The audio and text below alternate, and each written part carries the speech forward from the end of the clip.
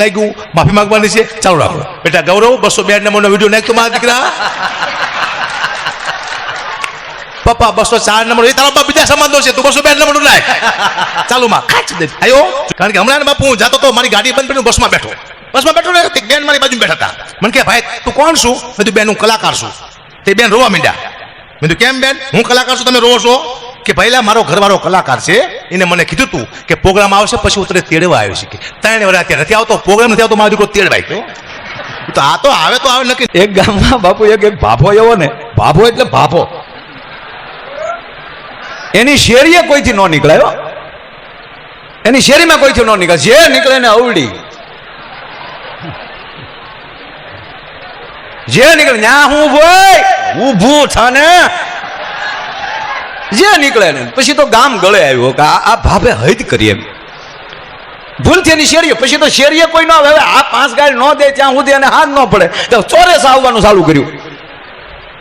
એમાં થોડાક દી થયા ને તેનો દીકરો નારાજ બેઠેલો આમ નિમાણો થઈને એનો દીકરો બેઠેલો એટલે કોકે કીધું કેમ એલા હાવ આમ ઉદાસ થઈને બેઠો તા હું કીધું ખબર એ કે અમારા બાપુજી ગુજરી ગયા તા બોલો કે તારા બાપે આખી જિંદગીમાં પહેલું વહેલું આ સારું કામ કર્યું ગુજરી ગયો એ પણ બાપુ જોજો આ વાત અહીંયા પૂરી નથી થતી આજ મારે 2 જ વાતો કરવી છે પણ બોલો બાપો જ્યારે મરણ પથારીએ પડેલો ને ત્યારે આના 2 દીકરા તોપના ગોળા જેવા એ 2 દીકરાને એના બાપે એવું કીધેલું કે બેટા હું ગયા પછી મારી પાછળ એવું કામ કરજો કે ગામને એમ થવું જોઈએ કે એનો બાપ બહુ સારો હતો કે ચોક્કસ બાપા હાલ્યો તમારા મોઢામાં પાણી મૂકી છે ગંગાજળ તો નથી પણ આપણા ગામના ગંગા ડોશીના ગોળાનું પાણી છે એ ગંગાજળ સમજી અને બાપા તમારા આત્માને તમે તારે જ્યાં ઝીકો અહીંયા ઝીકજો બાપો ગુજરી ગયો એનું 12મું ગયું પછી આ 2 ભાઈ બેઠા અને 2 ભાઈએ નક્કી કર્યું કે મોટા ભાઈ શું કરીએ તો આપણો બાપ રૂડો લાગે ભલે ગમે એટલો ખર્ચો થાય અને એમાં ભાગવત કરીએ અને હાથ ગામ જમાડીએ એ કે જો ગાંડા એ કરશું ને તો શું કહેવા હે કે એને કરતા એના છોકરા બહુ સારા છોકરાઓએ પાછળ બહુ સારું કર્યું એમાં બાપા હારા ન કહેવાય એમાં તો આપણે હારા કહેવાવું કે ભાઈ એના છોકરા બહુ સારા એની વાહે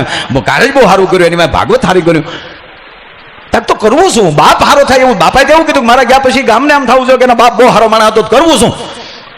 ત્યારે ઓલાએ કીધું મોટા ભાઈ કે એમાં જ્યાં કાંઈ ચિંતા નથી કેમ તક બાપા ખાલી ગાળું જ દેતા ને કે હા આપણે ધોકા લ્યો 2 ભાઈ હાજે 2 કોથળી પી જાય અને ઊભી બજારે ખંભે ધોકા લઈને નીકળે ગાળું દે હામો બોલે ને બબ્બે નાખે હમ 2 ભાઈ હૈ 2 ડબ્બા દારૂ પી જાતે હૈ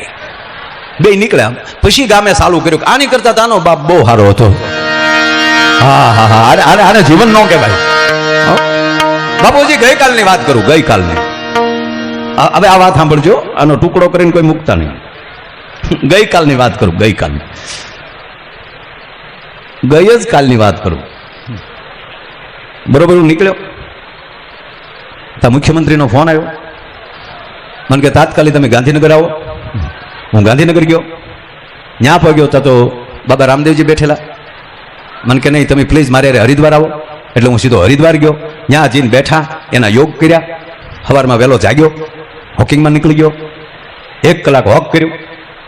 ગરમ સ્વિમિંગ પુલમાં સ્નાન કર્યું પછી પાછા જે કાંઈ કરવાના હોય એ કપાલ ભાતી કર્યા પછી સરસ મજાનો નાસ્તો આવ્યો પછી બાપુ જગાઈ ગયું પછી ખબર નથી પછી હું જોયું હવે આ એટલું સૂકી ગયા હોય અને આખો પ્રોગ્રામ ગયો ને હાવ મારા બાપ આ જીવન છે ને એ નક્કી નથી થતું પણ અમને વ્યવસ્થિત કે તમારે કોઈ ફોન કરીને ન કે માફી માંગો ભારતી બાપુ અમને બિહારે અમને કહે બેટા આવું ન બોલતો ન આવું એકાદો જોક્સ આવો ન બોલતો ન હાલે બેટા તો એમ હા બરોબર છે બીજા જે ફોન કરે છે ને